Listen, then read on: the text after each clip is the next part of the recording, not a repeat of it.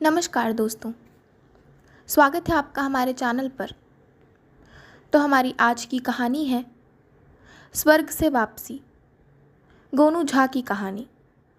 तो चलिए शुरू करते हैं। मिथिला महाराज के दरबार में गोनू झा का सम्मान दिनों दिन बढ़ता जा रहा था। उनके बढ़ते प्रभाव से महाराज के दरबार के अन्य दरबारी उनसे ईर्ष्या करने लगे थे। वे पीठ पीछे गोनू झा के विरुद्ध विषवमन करते रहते, मगर मुंह पर कुछ भी बोलने का साहस नहीं जुटा पाते। महाराज के दरबार में एक हजाम भी था जो गोनू झा से जलता था। उसने धीरे धीरे गोनू झा से ईर्ष्या रखने वाले दरबारियों से दोस्ती गांठ ली और उनका चहेता बन गया। यह हजाम बहुत चालाक और धूर्त किस्म का इंसान था। एक दिन महाराज ने गोनू झा की सराहना खुले दरबार में की। दरबारी जल भुनकर रह गए। हजाम ऐसे ही दिन की प्रतीक्षा में था। उसने दरबारियों से कहा कि यदि आप लोग साथ दें तो मैं ऐसी जुगत भिड़ाऊंगा कि इस गोनू झा की सदा के लिए छुट्टी हो जाएगी। दरबारियों ने हजाम से वादा कर लिया कि वह जैसा कहेगा वे वैसा ही करेंगे। हजाम खुश होकर उनसे विदा लेकर अपने घर लौट गया। महाराज के पिता की कुछ माह पहले ही मौत हो गई थी। राजमहल के सामने ही उनकी समाधि बनाई गई थी। महाराज सुबह में स्नान आदि से निवृत्त होकर पहले तो अपने पिता की समाधि पर जाते, वहां फूल चढ़ाते, तब राजभवन पहुंचकर राजकाज में लगते। पिता की मृत्यु के बाद से उनका रोज का नियम यही था। हजाम इस बात को जानता था।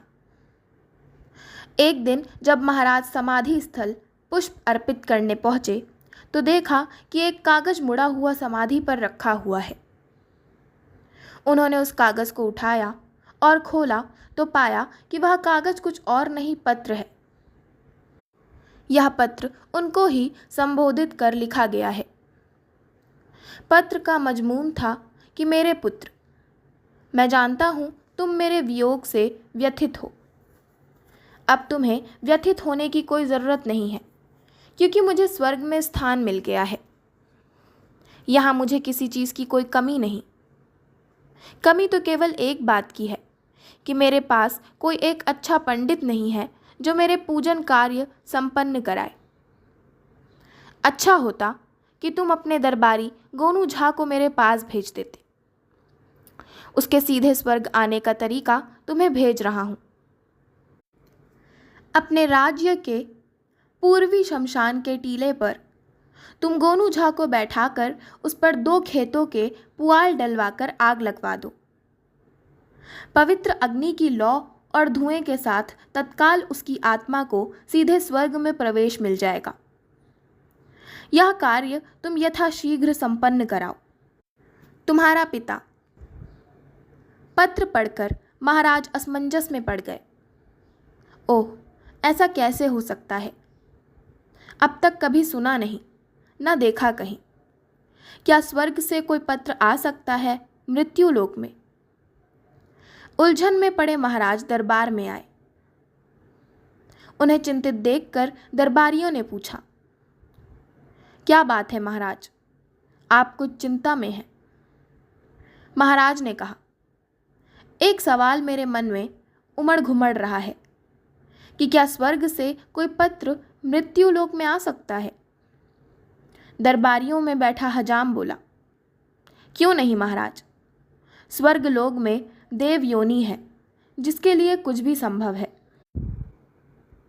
गोनू झा से खार खाए दरबारियों ने हजाम को हर तरह का सहयोग देने का वचन दिया था।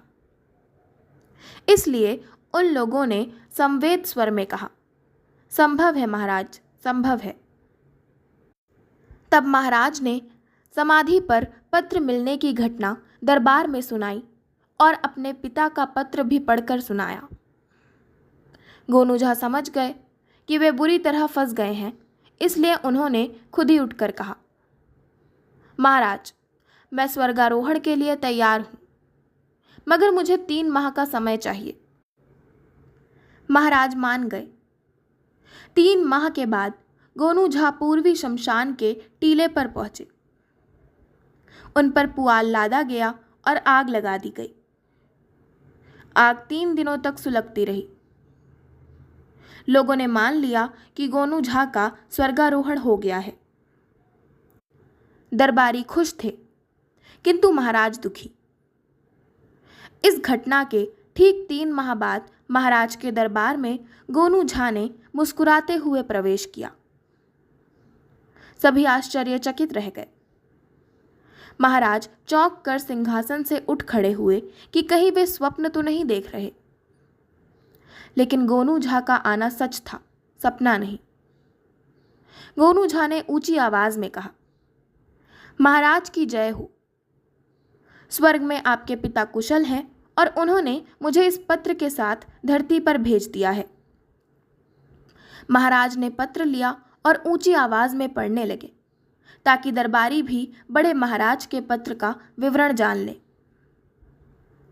महाराज पढ़ रहे थे, पुत्र, गोनू झा ने मुझे पूजन कार्य के नियम सिखला दिए हैं, इसलिए मैं उसे वापस भेज रहा हूं। स्वर्ग में देवगणों को दाढ़ी बनाने की जरूरत नहीं पड़ती, इसलिए यहां नाई नहीं है। मेरी दाढ़ी और मेरे बाल बढ़ गए हैं। तुम अपने दरबार से हजाम को उसी विधि में स्वर्ग भेजो जिस विधि से गोनू झा को भेजा था। तुम्हारा पिता। दरबार में सन्नाटा छा गया। हजाम की हालत खराब थी। वह अपने आसन से उठा और घबराते हुए महाराज के पास पहुंचकर कहने लगा, महाराज, यह झूठ है। आप कृपा कर मेरी बात सुनिए। गोनू झा वाला पत्र स्वर्ग से नहीं आया था। उसे मैंने ही लिखा था। मेरी गलती माफ कीजिए, मेरी जान बख्श दीजिए। महाराज किंग कर्तव्य विमूढ़ से थे। तभी गोनू झा ने कहा, महाराज, यह सही कह रहा है। मैंने वह पत्र देखते ही समझ लिया था कि मेरे विरुद्ध षड्यंत्र रचा गया है। इसीलिए ही मैंने 3 माह का समय आपसे लिया था और 3 महीनों में मैंने अपने कमरे से शमशान के टीले तक की एक सुरंग खोद ली थी। जब लोग मुझ पर पुआल डाल रहे थे, तब मैं सुरंग से उतरकर अपने कमरे में चला आया था और 3 माह तक अपने घर में ही रहा। महाराज बहुत क्रोधित हुए और कहा, हजाम की इस दुष्ट चेष्टा के लिए इसे फांसी पर लटकाया जाना चाहिए। तब हजाम ने गोनू झा के पांव पकड़ लिए और उनके सामने गिड़गिड़ाने लगा। तब गोनू झा ने महाराज से अनुनय कर उसे प्राण दंड से मुक्ति दिलाई, मगर महाराज ने हजाम को कारागार में डलवा दिया। तो इसी के साथ मैं अपनी आज की कहानी स्वर्ग से वापसी का समापन करती हूँ। आशा करती हूँ आपको हमारी आज की कहानी स्वर्ग से वापसी पसंद आई होगी। अगर आपको हमारी आज की कहानी पसंद आई हो तो हमारे चैनल को सब्सक्राइब करें, वीडियो को लाइक करें और बेल आइकन दबाना ना भूलें। धन्यवाद।